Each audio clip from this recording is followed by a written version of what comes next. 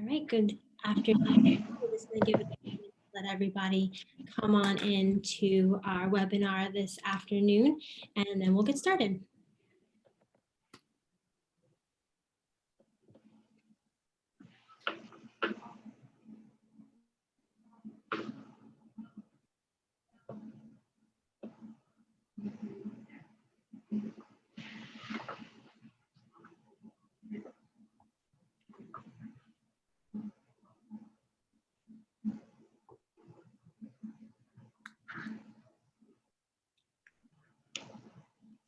I think we'll have a few more people joining us, but we'll get started today. We'll just be conscious of time. So good afternoon. My name is Tony Joy Candela. I'm the office manager with the HIA-LI. Want to thank you all for joining us today for our program Habits of a Champion Team, featuring Coach Dana Cavalea. We're just really excited. We've had Coach Dana before, and so he's just gives a really great, just kind of that motivational and encouragement. So really excited to have him with us this afternoon. It's a few people that we wanted to thank this afternoon as well. We'd first like to acknowledge our board of directors. They play a critical role in moving our initiatives forward on a daily basis. So just want to thank all of them for their support and their ongoing commitment to the HIA-LI and its mission. We also wanted to make a special shout out to our Connecticut High School sports marketing class, who is joining us today as well, who's able to just listen in on today's program. So welcome to you all as well. Couple of upcoming programs that we did want to make everyone aware of. Starting on May 25th, we have Transformational Leadership, Creating a Vision and Leading Through Inspiration. So we'll have a really great dynamic panel of CEOs and executives who will be talking a little bit more about how they're transforming their companies, how they're leading through the pandemic, and ways that they're really trying to encourage and engage their employees in kind of innovative and progressive ways. Then on June 3rd, we have our CEO Forum featuring Craig Fine, CPA Managing Partner at Mazars USA. So getting into the head of a CEO, learning a little bit more about his career experience, philosophies, leadership styles, and just a really great way to learn a little bit more from a CEO's perspective. And then we have coming up on June 10th, our Through the Eyes of Young Leaders, Career Journey and Future Goals. So this is a great opportunity for any young professionals to listen in from other young professionals about their career experiences, where they started, where they are, and how they're continuing to push themselves and their ambitions. We also at this program will be giving out our scholarship awards this year to recipients who submitted their applications to us. So we're really excited that we can do that this year and each year that we've been able to do it in the past.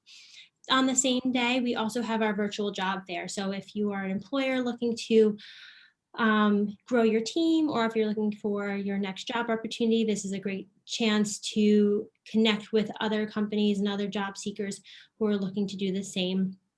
And then again, for all my sports fans out there, we do have on Monday, July 19th, our annual golf outing. We are really excited about having this in person. We were able to have it last year, and it's at the Nisqually Golf Club in St. James. So it's really wonderful course, just a wonderful day. And we have some 3 awesome honorees that we're going to be acknowledging as well. So certainly that's coming up quickly. So if you're interested, you want to join us on the course, please let us know.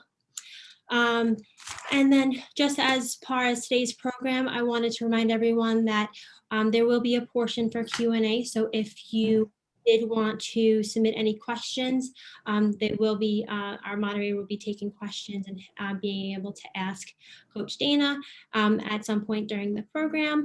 And then also at the end of today's program, if you could please complete a short survey that we'll have, just wanting to make sure that we get your feedback and hear from our members, as we do value your opinions and thoughts. So with that, I did want to introduce our moderator for today, who is Steve Harper, a radio TV personality.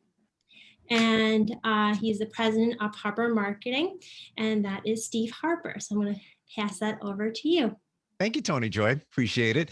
So we got champions today. We're talking about champions, and we've got a guy that has spent a lot of time with champions, and he is the former director of strength and conditioning and performance of the Yankees with them when they won the World Championship in 2009.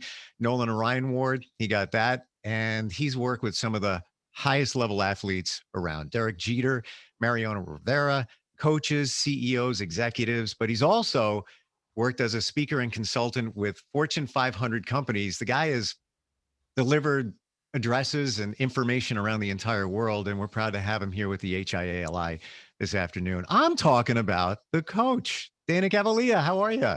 Hey, Mr. Steve Harper and everybody here. Thanks for having me. It's great to be here. Great to have you back. I want to throw in there that you're also an accomplished author, and you have one book, Habits of a Champion. Nobody becomes a champion by accident. I would love to pick up the book and show it, but I lent it to my friend Leanna, and I'm still waiting to get it back. But I do have, and I will, I do have your other book. Oh, there you go. Yeah. Johnny Jett. So good stuff. Yep. And that's just a part of what you do. Why don't we talk about how you got to be where you are? Now, it's a dream for anybody in the sports world, anybody that's even into baseball, to be part of the team as a director of strength and performance of a team like the Yankees. How did that all begin for you? Well, for me, it began because I was an underperforming player and heavily, relied upon great coaches to have a big influence on my performance, but also my life. So at that point, I fell in love with coaching because I realized what can happen when you have somebody that's actually invested in you and really just invested in helping you be your best. And that's what I love about what I get to do now. You get to help people be their best and help them identify what maybe some of their weak links are.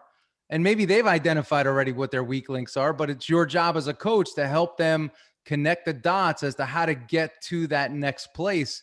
And, what I see so many people try to do it all on their own.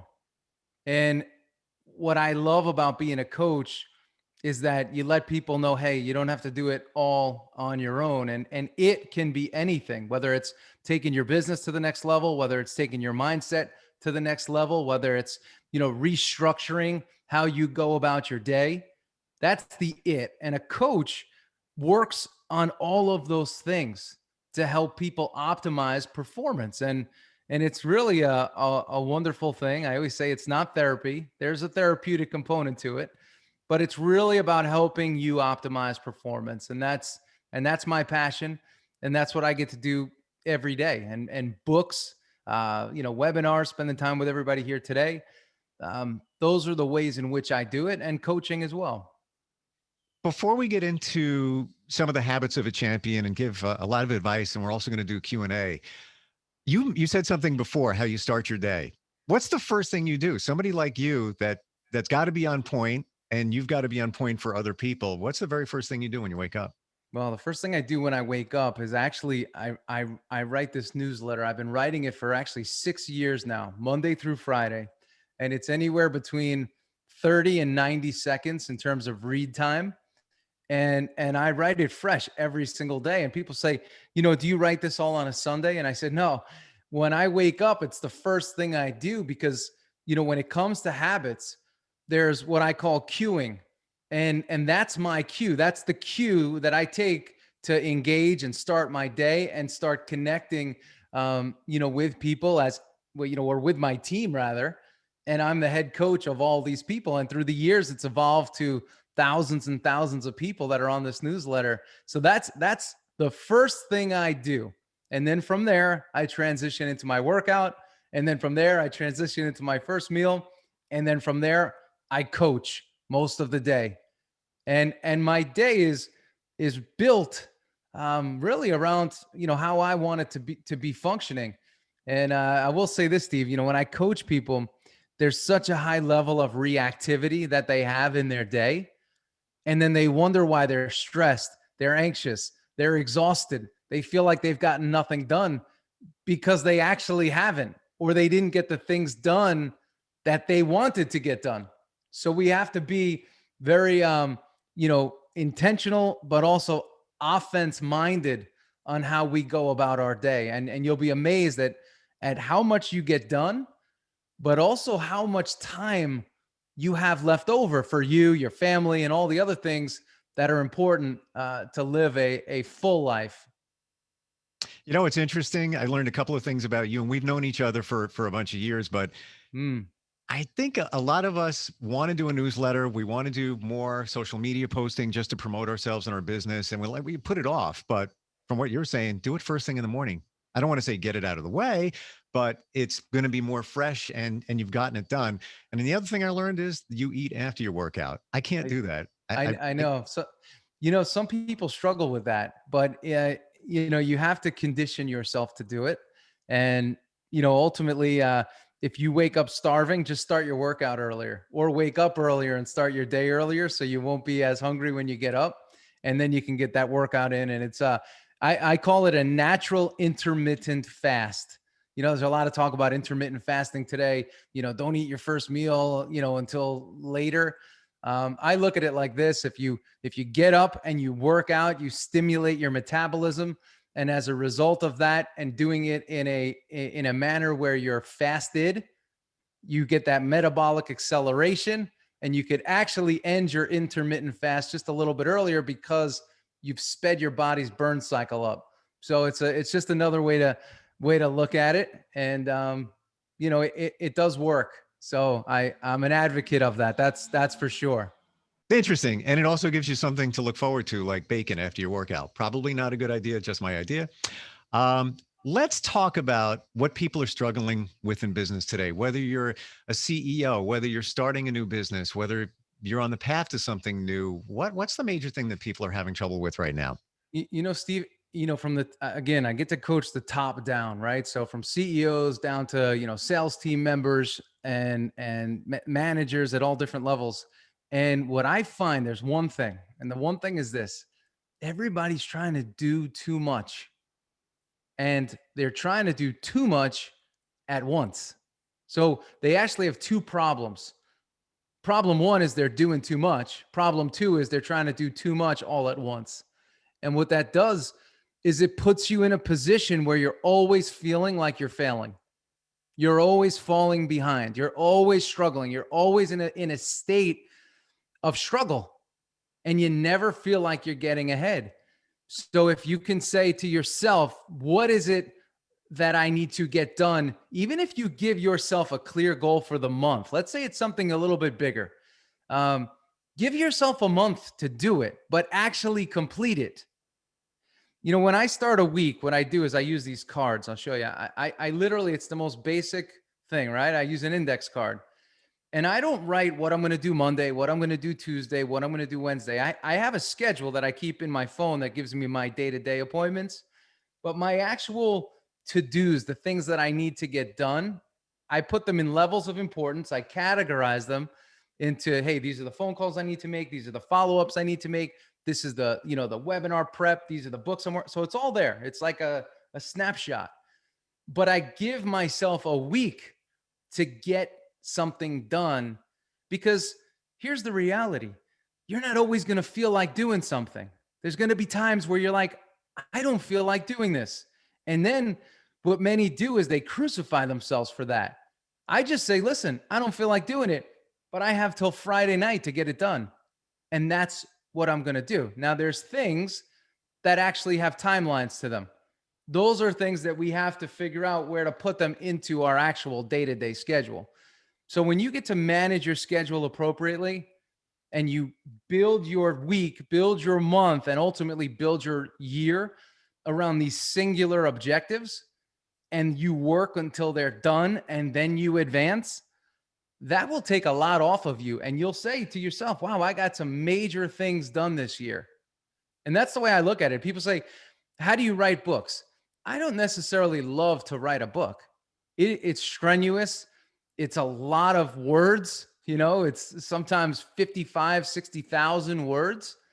And I'm a high horsepower, high movement guy. So to sit there and is not the easiest thing. But what I do is I start with an outline.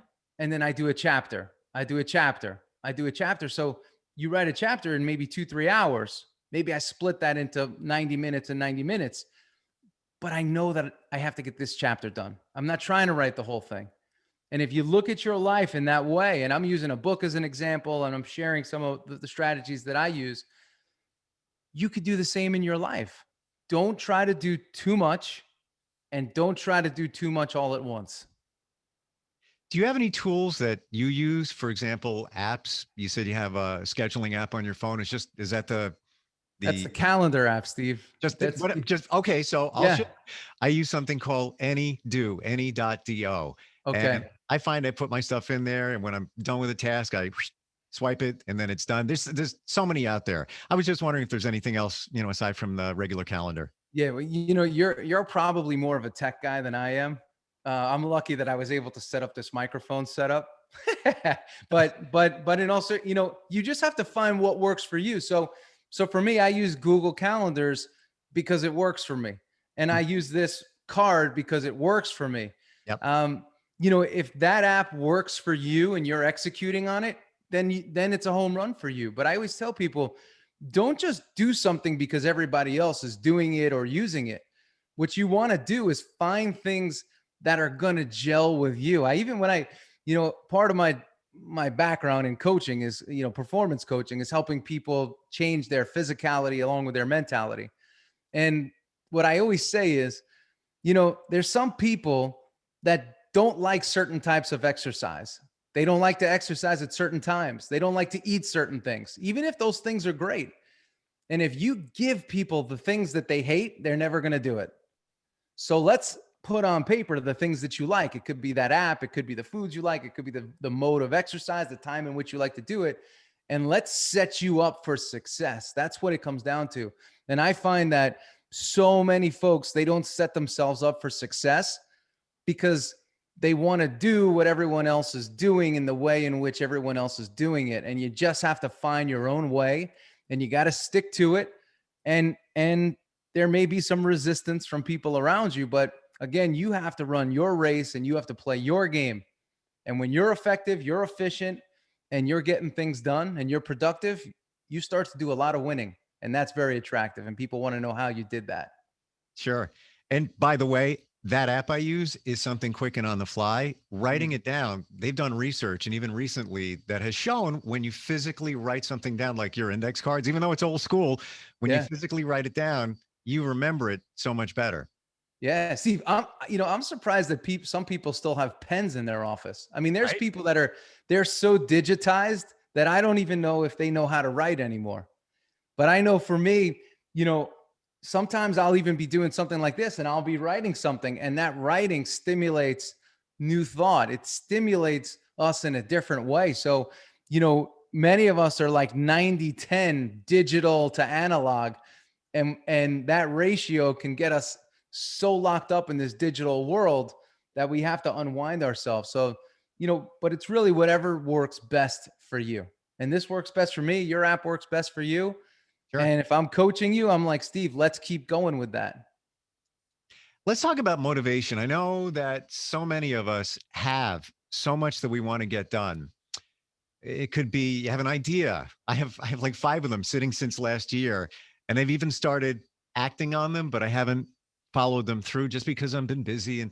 And also motivation. How do you get motivated to get something done or to achieve a goal? Yeah. When it comes to motivation, people say, hey, you motivate people. And I always say, no, I don't motivate people. I help people create clarity. And what I find is when it comes to ideas, when it comes to vision, when it comes to these things that we dream about, we may write 10 things down, and really we're only into about one of them. We're not really all in. And that's the thing. So when I coach people, I never have to get people to be motivated on the things that they really want. Motivation is important when you're trying to get somebody to do something that they really don't want to do. So, again, when it comes to helping people build out, their life, when it comes to helping people achieve max effectiveness and efficiency, we have to figure out what you really want to do, why you want to do it, and why it's important to you. And what I have found in the years in coaching folks is that, people say things, but they're not really in love with them.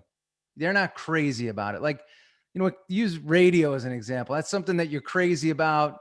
People know you for that. And it's like it's your thing. And I just work with people to really get them to honor whatever their thing is and then go at that.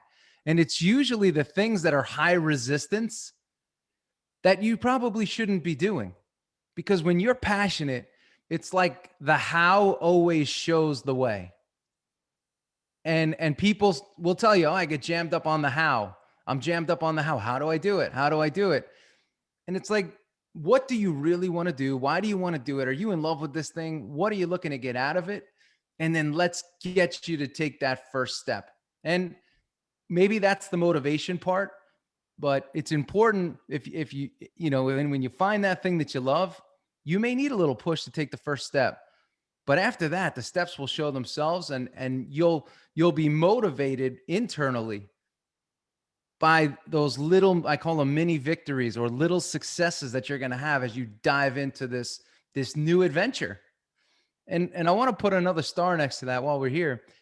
Whatever it is that you do, whether it's starting a business, whether it's running your business, whether it's leadership, managing a team, whatever it may be, I always say, don't try to be perfect at it. You're going to make mistakes, and just embrace that mistake.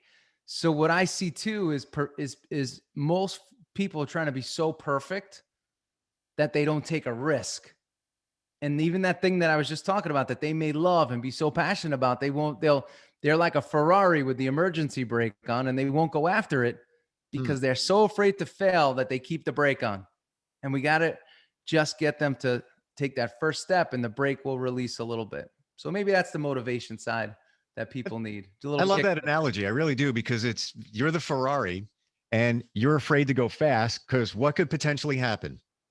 You could crash. Yep. So you have that brake on, and that's technically holding you back from going a little bit faster and then possibly achieving whatever goal it is. Yeah. And you got to release, maybe our hashtag for today is release the brake. I love it. And if we release that brake, what I always say to everybody is this: you don't have to unroll the full strategy or attack the whole thing at once. Like I said before, let the brake go for a little bit, drive hard, and then pull the brake back on and assess what you just did or where you're at.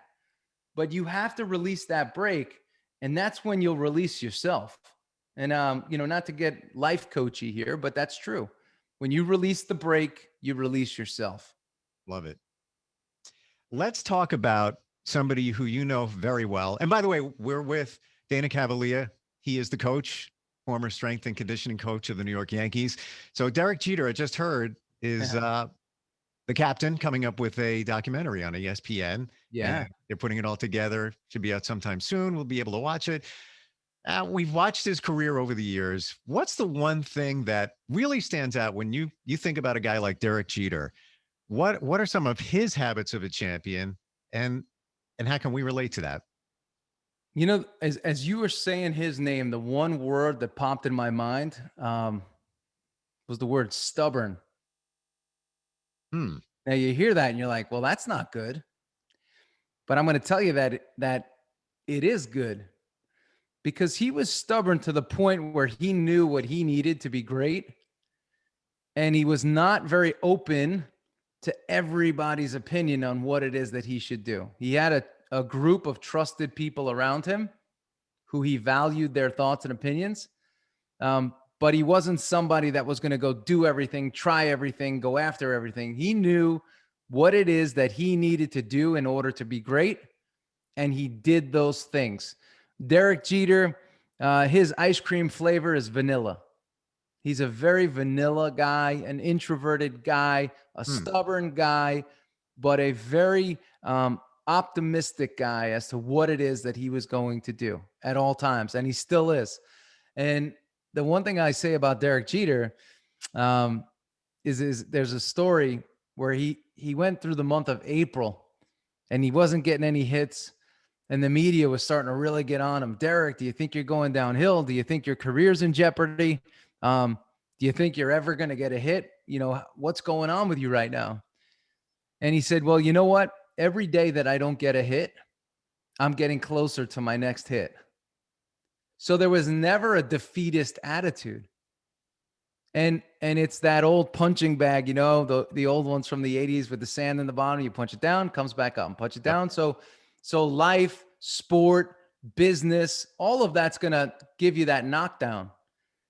But you got to get back up. But you get back up because you believe in yourself, and you believe in where it is that you're going and where it is that you're headed.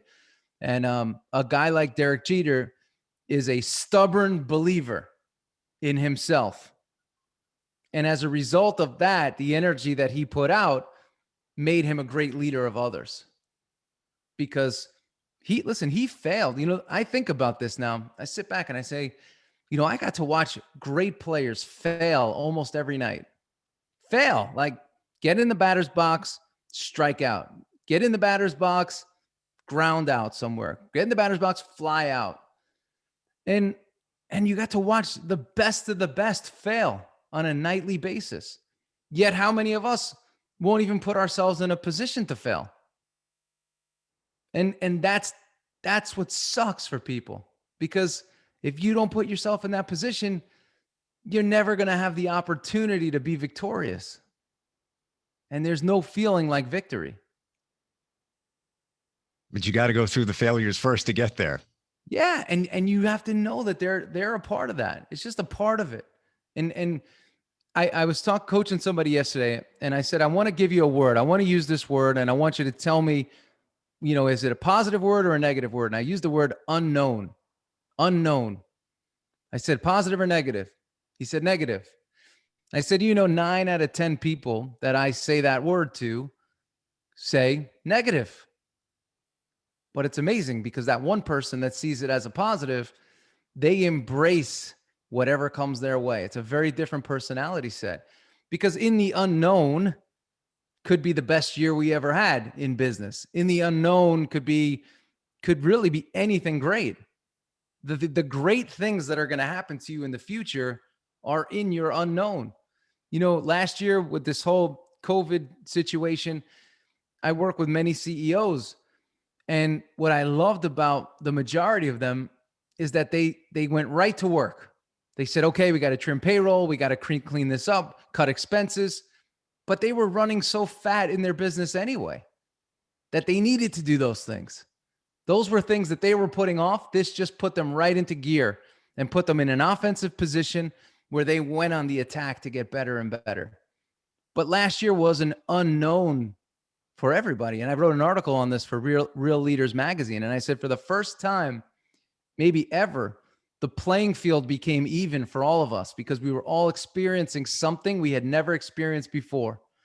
So many people jumped in, many people contracted. We always have that choice. But when you look at the unknown as an opportunity, and the land of opportunity is in the unknown, you get excited for it. And it's a different psychology. You know, we're naturally taught to watch out, be careful. You know, listen to parents talk to their kids. Watch out, be careful. What? You know? Sure. And we live the same way. We become the parent of ourselves, and we're just over navigating and squeezing, and all that is costly to us. You know, you even think about it, pick up a lottery ticket. It's the unknown. You might win. What's the saying? Hey, you never know. You never know. That's what they say. Yeah, it's totally true, because it's the unknown. Garrett Cole, relatively unknown guy, just the other night with the Yankees, major league record, 61 strikeouts. What kind of advice would you have for a guy like that? Well, he's, you know, maybe the next Derek Jeter down the road, you know, in a different position, whatever it may be. What would you tell him? 3 words: stay within yourself. Explain. Well, you know, success can also present issues, because you try to do too much. Again, remember going back, too much, too quick. You know, you can try to do too much, especially a guy that signs a $300 million contract. This is why you see so many pro players that sign these huge contracts and then they go down, they go down the drain and they never perform the way they did in that contract year. They put so much pressure on themselves that they actually change how they play the game that they have a natural talent and knack for. And in doing that, there's a huge cost. I say the same things to CEOs that are running their companies and they're having some of their most successful years ever. You just got to stay within yourself. Don't be surprised about success. Act like you've been there before. And usually what I find is that success is the result of a very effective day over day, month over month, year over year process.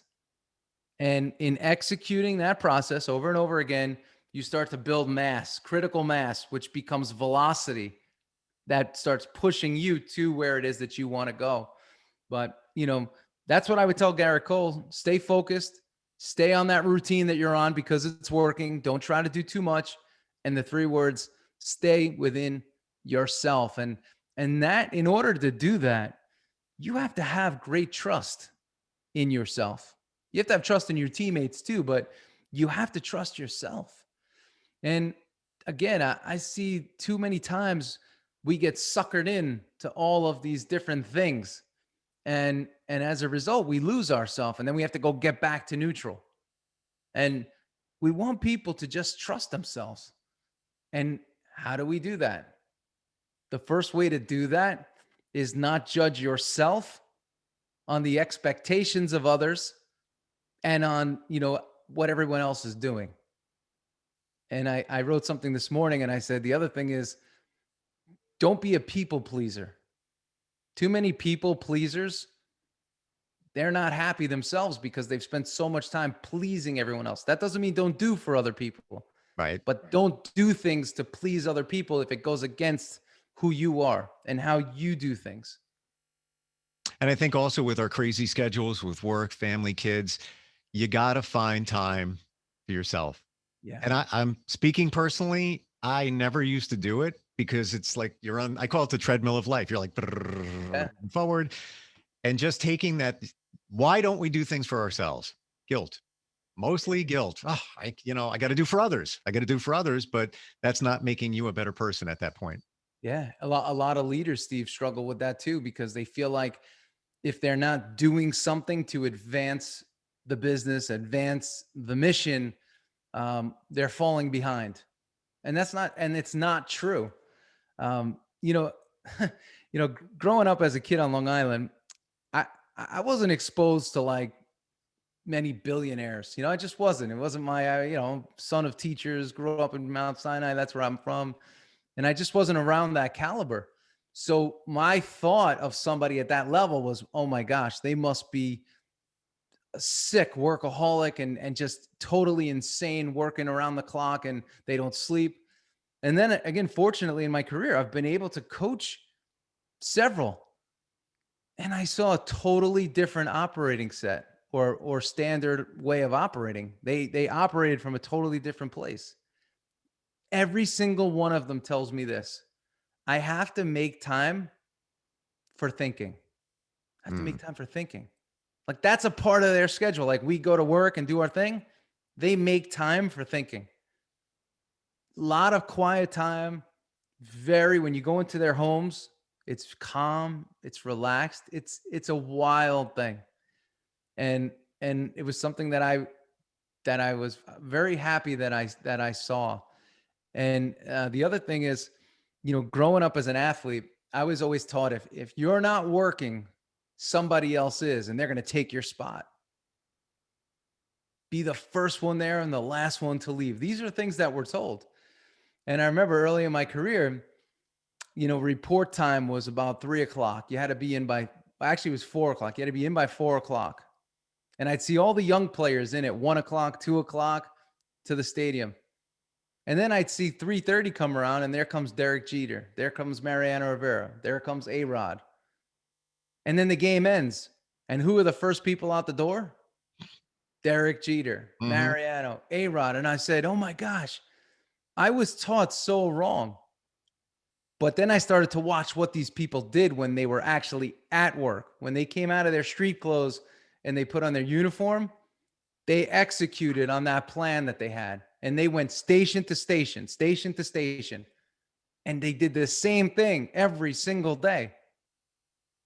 And that blew my mind because I felt slighted. I felt I was taught all wrong as a young person. It's almost like when you're on, be on. When you're off, be off so that you can take care of yourself, thinking time. We have question and answers available for Coach Dana Cavalea. I've got one now from Denise. And she says, I'm very proud of myself as I already use your tip of not doing too much at one time. She says, I am a project leader of a sales project where I'm working with a team in Africa. They're motivated toward the end goal of increasing sales in the US. The client in Africa seems to be very slow in their reaction time of any kind of to-do lists. And she's asking, what can I do or say to my team in Africa to have them seek clarity and take some steps towards success? You know, it's interesting that that question was asked, Denise, because I work with a gentleman that's in private equity, and he's based out of Switzerland, but he's from New York. And he said nobody around the world works at the speed that people work in New York, and it's something that drives him nuts. And there's cultural speeds that exist and vary. And where we come from, we work fast, we have high expectations, and we expect everyone else to do it the same way as us.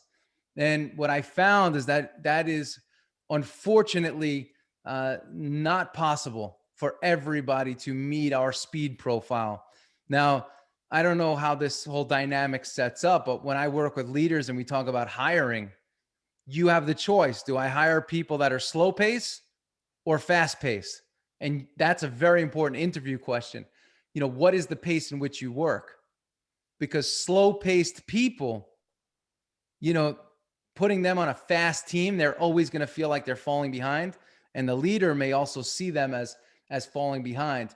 So what can I say to my team in Africa to have them see clarity and take the little steps towards success? I would like to know what they're actually doing in their day.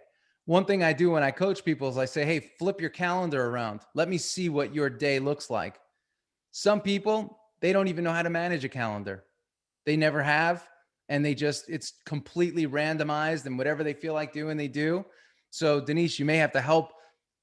You may have to understand what they're actually doing, like the actual do between these working hours. And I bet you they're wasting a lot of time, or they don't know how to manage a schedule.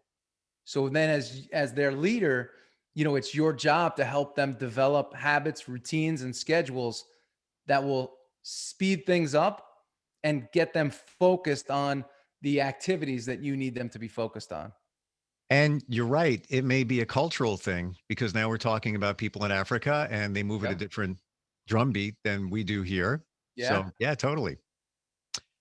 Michelle checks in. She says, what have you personally had to overcome to succeed? What's the one thing that maybe was standing in your way back in the day? It's not back in the day. It's every day, and it's myself. So, it's what the barrier is always us. We are always the chokehold.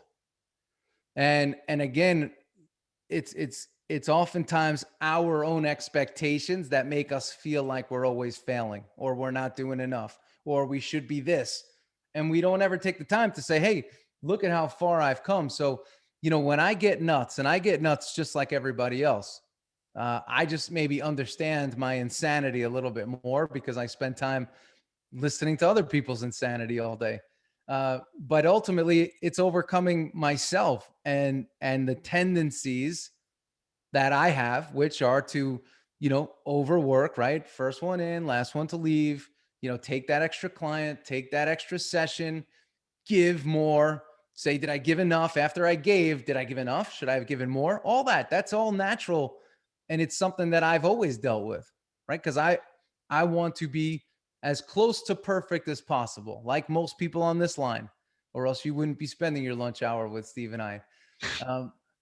But that's what I deal with. So the obstacles change, but it's really just myself that I always have to get over in the moment. And, as each obstacle presents itself, I have to overcome the emotion that comes with every obstacle. And, the more obstacles you face, oftentimes by putting yourself out there more, the more you grow. We're with Dana Cavalea, the coach. He's the former strength and conditioning coach of the Yankees, led him to the World Series in 2009. And it's Habits of a Champion today. And we've got a great question from Wendy. She says, where would you say clarity comes from? Or what's your advice for gaining better clarity over the things in your life in terms of what you were meant to do or what you should pursue? Yeah. Wendy, a lot of folks get stuck because of the lifestyle they've built around the income that they're currently making from the job in which they currently have, and oftentimes we build these prisons for ourselves, and we get stuck in them. And then we're too afraid to go towards the thing that we know we really want to do, because we say, well, I have this bill, I have that bill, I have a mortgage, I have this, my kids, the college and all that. And we say, you know what, it's just easier to go do this. And then we get frustrated here. And then we try to run towards our dream. And then we talk ourselves back into this day to day because, well, I got the mortgage, I got the kids' college, it's whatever it may be. And I really feel this way, Steve. I think a lot of people are a lot more clear than they think or give themselves credit for.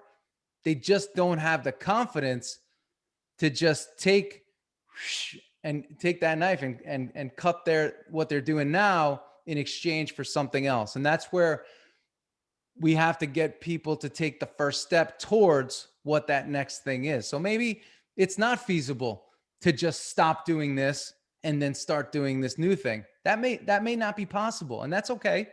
But what can we do to get you going in that direction? And what some people realize that I coach is that they actually don't dislike this thing as much as they thought when they start to honor and do more of this thing that they really love. Some over time cut this thing out, and some over time do both. And again, going back to the question about clarity, I believe that people are a lot more clear than they think. It's a confidence situation more than anything. And it's like when people say, Coach, I can't find my passion. I said, well, that's not true. Your passion is within you. It's all within you. We just have to get some of the cobwebs away and help you bring that to life. So we're talking about the C words: clarity, confidence. How do you build confidence? I know there's so many people that worry every day about this, worry about that, have a lack of confidence. How do you build that up? You can't be afraid of,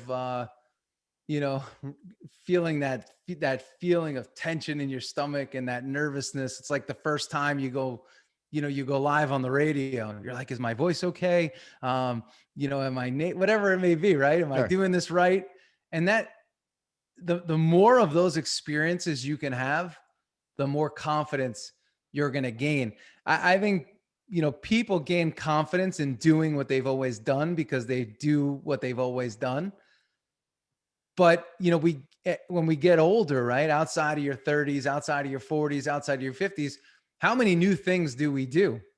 When I coach, some guys, let's say over 50 or 60, I say, hey, when was the last time you hopped, jumped, or skipped? And they say, oh my God, maybe 20 years, maybe 30 years. We just stopped doing it. And the same is true with trying new things, doing new things, and challenging ourselves. We get settled into career paths, and then we get to the point where we don't want to rock the boat and we don't want to do too much because there could be a big cost to that. So confidence is built only through one way: doing. That's it. Action leads to confidence. And here's part two: knowledge leads to confidence. So get knowledgeable and take action, but don't wait to get so knowledgeable before you take action. Do both.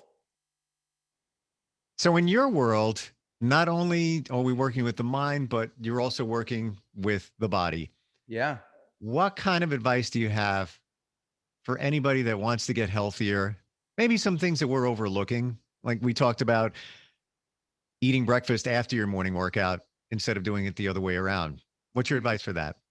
Well, you have to, what we schedule, we do. So I'm going back to the schedule, right? It's something I've brought up many times today.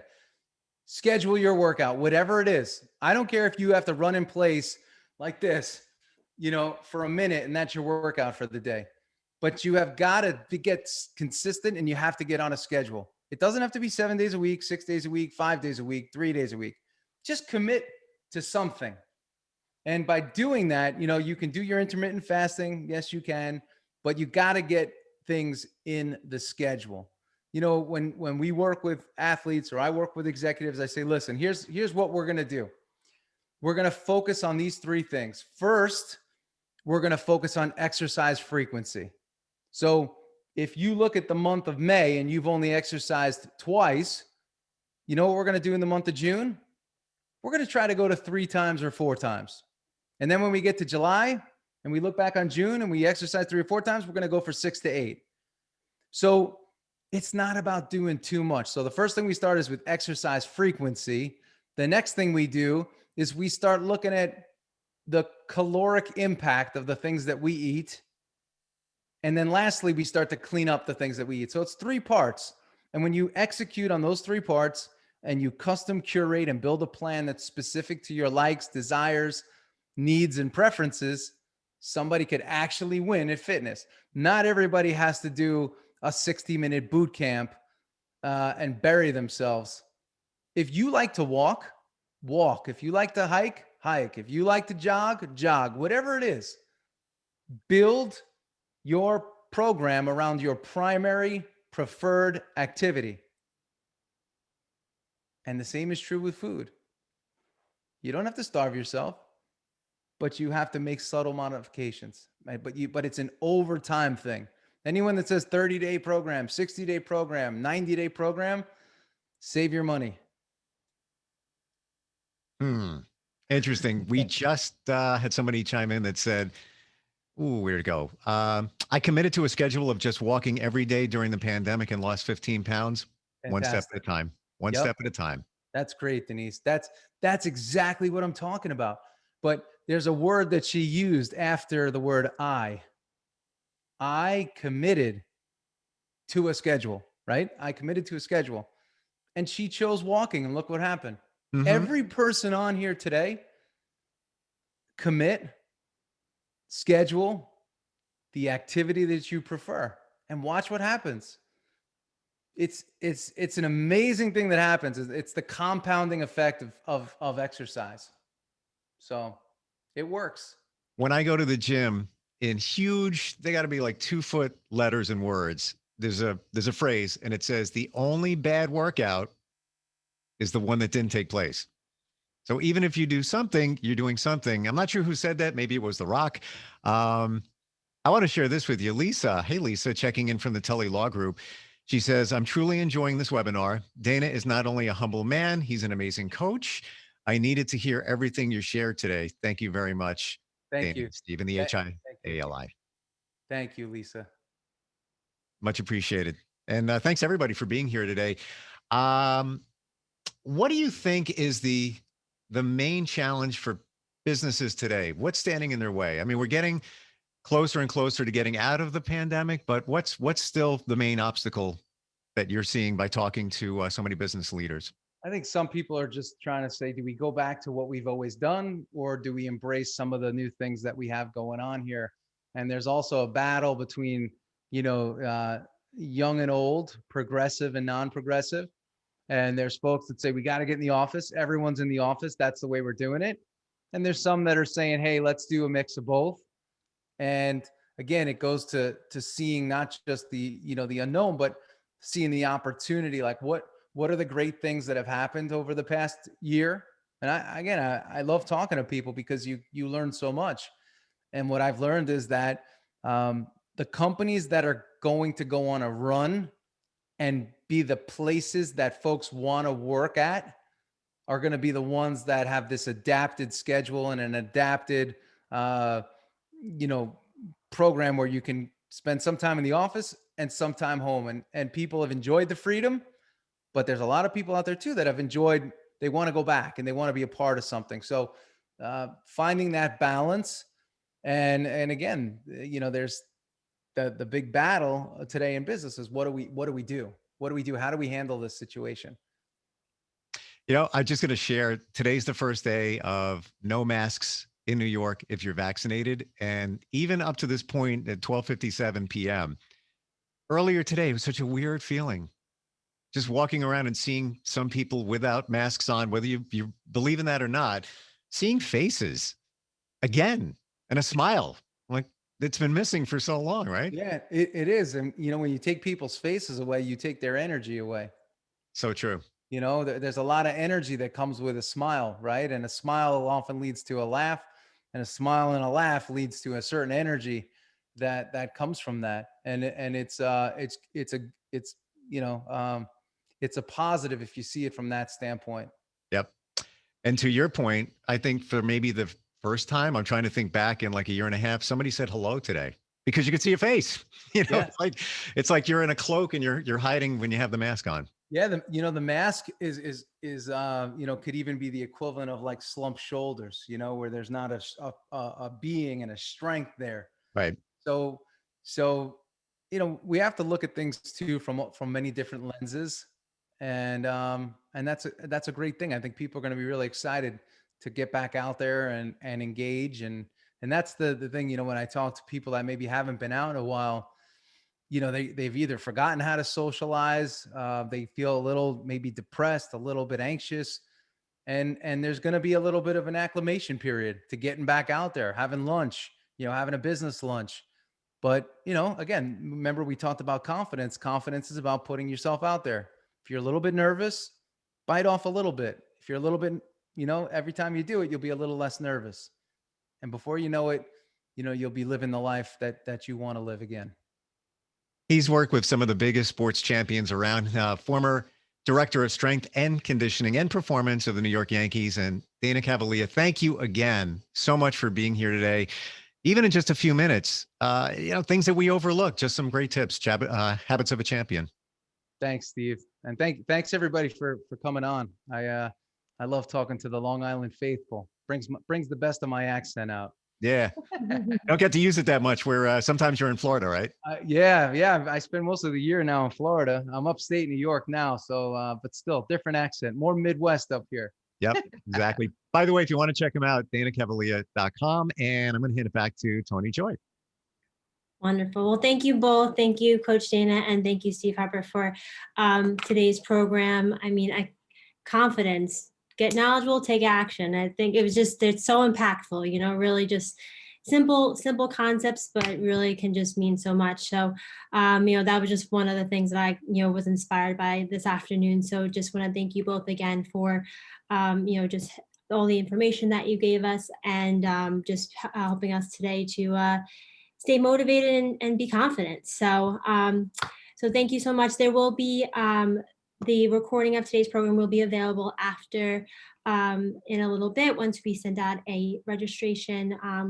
Thank you to all of our attendees for today. And then also, again, if you can please fill out the short survey that we have right once the program is concluded, that would be greatly appreciated. So thank you both again for joining us. Thank you to all of our attendees, and stay safe. And again, get those smiles on now that we can all see each other. So yep. One more thing. We said it before. I'm going to repeat it.